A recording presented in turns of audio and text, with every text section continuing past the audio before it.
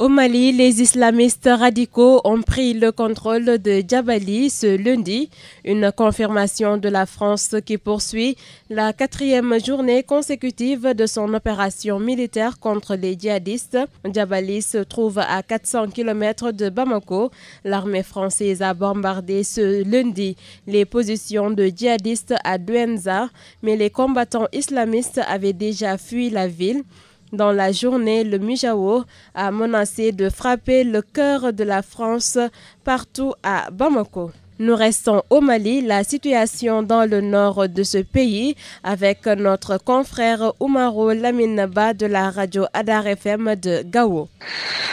L'armée française continue ses bombardements sur les positions des islamistes autour de Gao, en détruisant les dépôts de matériel, les dépôts de carburant, les moyens locomotifs et surtout les camps d'entraînement.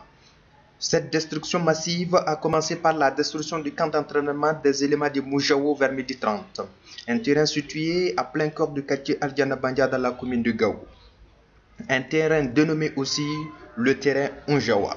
Ce terrain a été entièrement bombardé. Ensuite, nous avons le camp militaire Firoun Ag-Linsa et la direction régionale de la douane qui leur servait aussi de camp d'entraînement et de base militaire ont été bombardés jusqu'à terre. Des corps de djihadistes morts ont été découverts à peu près une 50aine.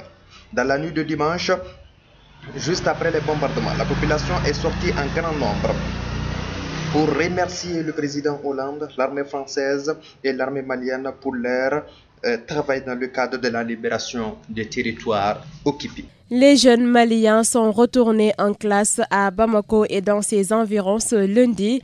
Leur établissement était fermé depuis jeudi. Le gouvernement avait justifié mercredi leur fermeture en dénonçant une dégradation de la situation due aux manifestations. Le lycée français de Bamako était en revanche fermé ce lundi par mesure de précaution.